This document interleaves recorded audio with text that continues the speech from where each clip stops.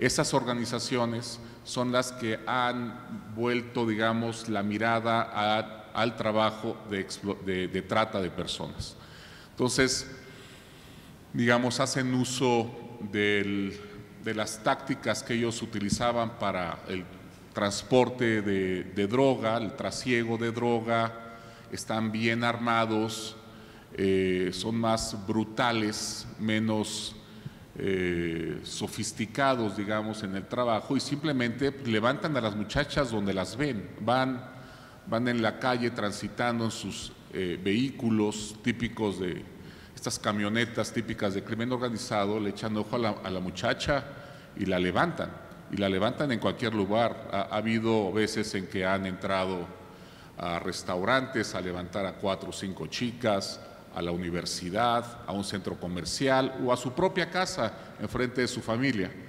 Y eso es justamente digamos, la vertiente de negocio que ha ido aumentando más recientemente, sobre todo en los, yo diría, 2 o 3 años. Y por otro lado, otra acepción de la trata de personas tiene que ver más bien con el secuestro de migrantes, principalmente hombres jóvenes procedentes de Centroamérica o de comunidades con altos índices de marginación, particularmente en Guerrero.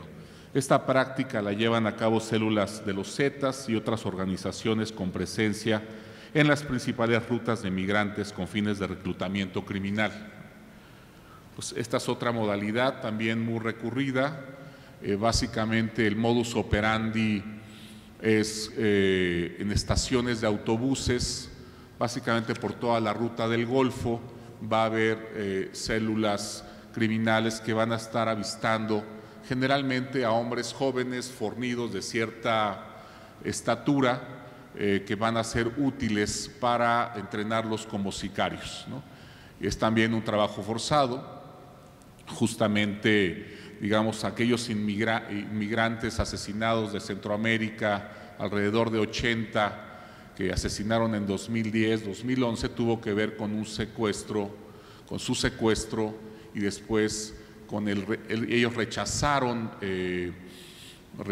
trabajar para la organización y fueron todos asesinados. Igual aquel evento en San Fernando, también espantoso, en donde bajaron del autobús a todas las personas, seleccionaron a los hombres de estas características entre 18 y 40 años de edad, les entregaron bats para pelear entre ellos y solamente iban a reclutar a aquellos que sobrevivieran, digamos, la batalla de bats. Pero justamente en el momento que se estaba desarrollando la batalla llegó un helicóptero a las 11 de la noche de la Policía Federal, interrumpió la batalla y pudo evitar la muerte de varios de los combatientes, digamos, pero sí son estrategias bastante salvajes de reclutamiento. Bueno, ahora ya yéndome a la cuestión más analítica, ciertamente los factores estructurales, como la marginación social y la desigualdad entre hombres y mujeres, son centrales para explicar los fenómenos como la crisis de violencia y los feminicidios.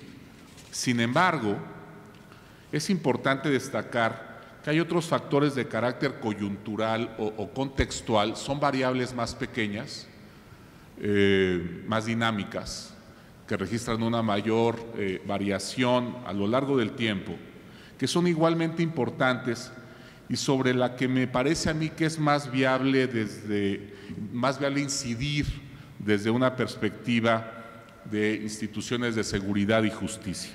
Al respecto, cabe señalar que a pesar de los factores estructurales, a pesar de que los factores estructurales están presentes de forma continua en todo el país, la incidencia de feminicidios y otras formas de violencia están altamente concentradas.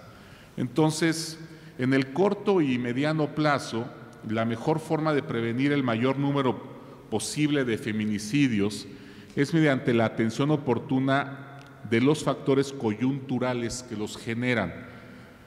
Por ejemplo, la detección oportuna de redes dedicadas a este delito a partir del análisis de la información de denuncias.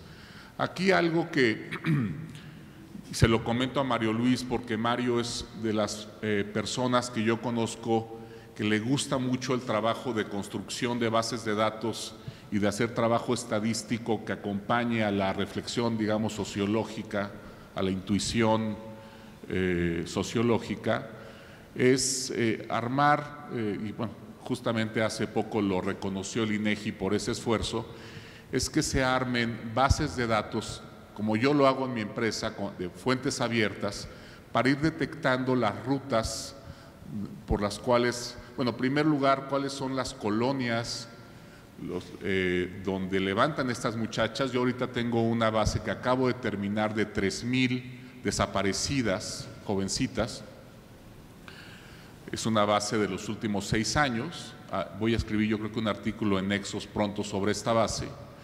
Y tengo la información de dónde desaparecieron, pero falta información también del tema de las rutas por las cuales son, digamos, trasladadas a centros de trabajo, ¿no? Muchos de ellos centros turísticos.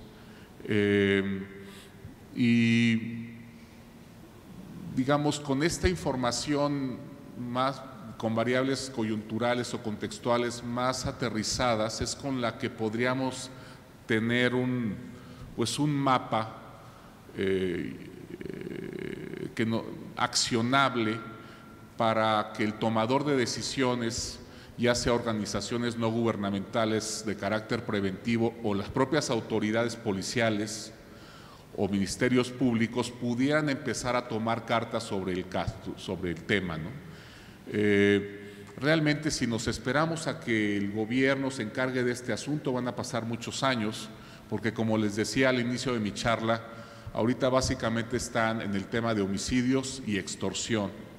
Algunos secuestros, pero solamente los secuestros de alto perfil, empresarios o políticos, en donde se genera una presión muy fuerte para que los cuerpos policiales hagan investigación, pero el tema de las jovencitas está ahí ya desde hace varios años, ha ido increciendo y realmente no tiene la atención que merece y que es tan preocupante, ¿no? Entonces yo creo que además de poner los ojos en las variables estructurales, como lo hace este trabajo, sí hay que ya meternos a las variables más micro, más coyunturales, de carácter contextual, que nos permitan tener diagnósticos más encaminados a construcción de política pública en el corto y mediano plazo, ¿no? Sin duda, las variables que detecta el estudio, como equidad de género, crecimiento económico inclusivo, tienen una gran relevancia en el largo plazo, pero en el corto plazo me parece que son las variables contextuales las que deben tener prioridad para abordar y atacar el asunto, ¿no? Pues ahí lo dejo. Muchas gracias.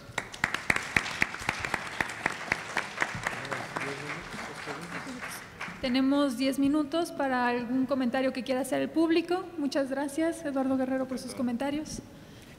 ¿Sí? Gracias, fue una presentación muy interesante.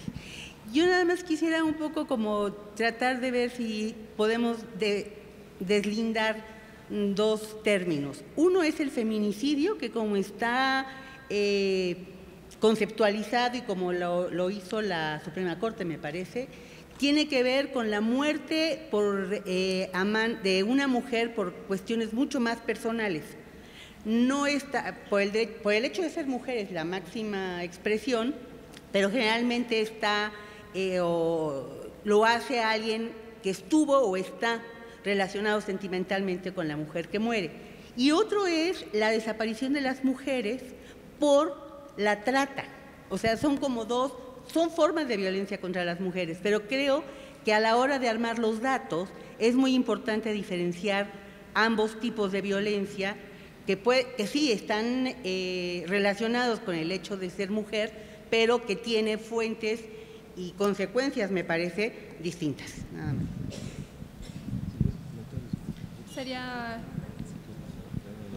Bueno, quiero felicitar a los expositores por esta gran charla y hacerle una pregunta a María Luis Fuentes.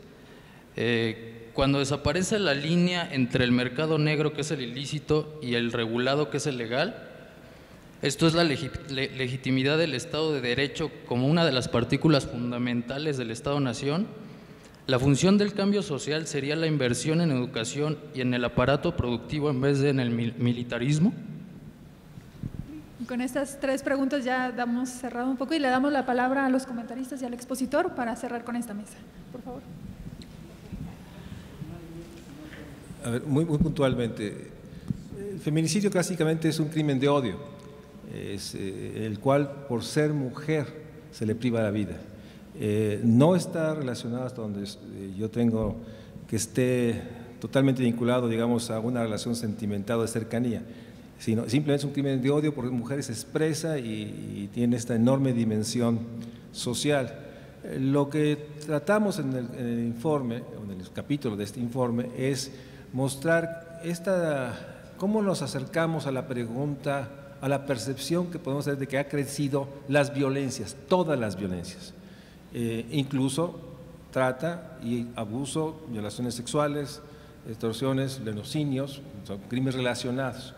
Y obviamente hay una dimensión mayor que son los feminicidios, y lo marcamos la tendencia, y lo que hace el índice es un índice para tratar de poder expresar que alrededor de la pregunta ¿qué hace a un ser humano tan vulnerable para que sea enganchado?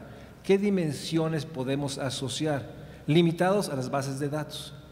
Encontramos 6 dimensiones y obviamente cuando con las bases de datos la aplicamos a los territorios, nos damos cuenta esta realidad que tenemos. Nuevamente, los estados del sur-sureste son los más vulnerables, donde no solo está el tema de pobreza o desigualdad, es la debilidad de los sistemas de justicia, medido con la variable de número de denuncias, número de consignas, donde hay dimensiones que hablan de violencias correlacionadas a crímenes de trata, violaciones, extorsiones, robos, etcétera, y eso es lo que hacemos para dimensionar esta situación. Obviamente el caso hay varios estudios de Tlaxcala o de distintos regiones que se han identificado, aquí Eduardo lo tocó, pero obviamente el estudio lo que busca es dimensionar. La pregunta que nos hacemos en el programa es ¿qué tan lejos está el país de cumplir los objetivos de desarrollo sostenible y las metas específicas? Encontramos estas metas de estos 5 objetivos y hacemos toda una reflexión de cómo estamos muy lejos de cumplirla por la enorme complejidad que está asociado a esto. Es lo que tratamos de hacer. Y en términos de la pregunta que me hacían, que voy a tratar de interpretar, la verdad no tengo muy claro cuál es la pregunta, hay varias dimensiones. Asociado al tema de trata de personas está sin duda el tema de la violencia de género. Y eso nos invoca a meternos a los temas de sexualidad y fecundidad, 2 de las grandes dimensiones que construyen una estructura social en la cual está una de las dimensiones más complejas es el uso del cuerpo.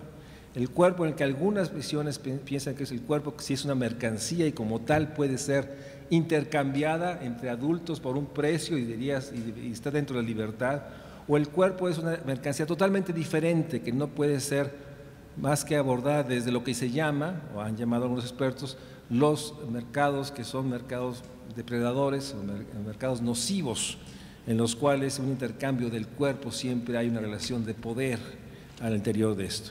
Y obviamente ahí nos mete al tema de la prostitución y del derecho del intercambio del cuerpo por adultos con un consentimiento que en nuestro país está permitido siempre que no haya un beneficio económico de un tercero, el lenocinio.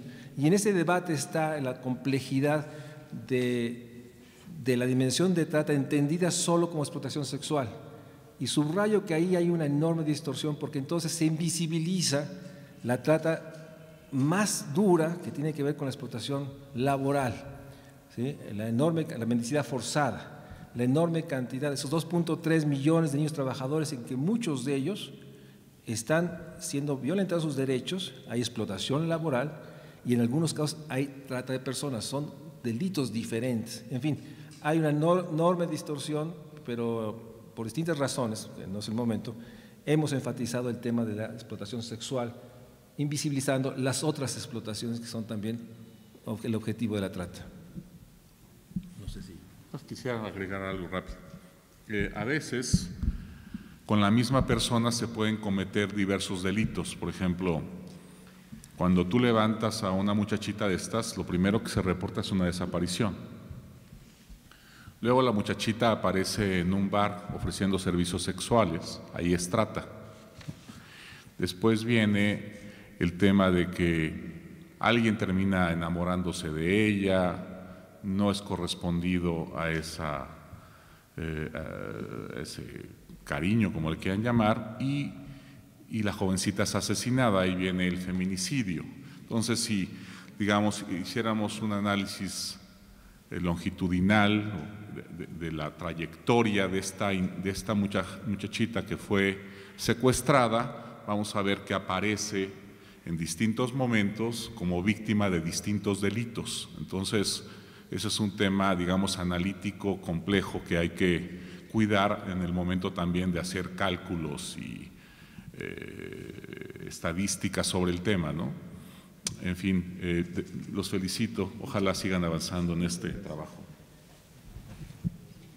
Bueno, gracias por las palabras de los comentaristas del expositor. Sin duda un tema bastante preocupante para la sociedad mexicana en general, todas las sociedades. Con esto concluimos esta mesa número 4. Agradecemos a la audiencia por su asistencia y los invitamos a continuar a la mesa número 5, que es Igualdad de Género. Muchas gracias.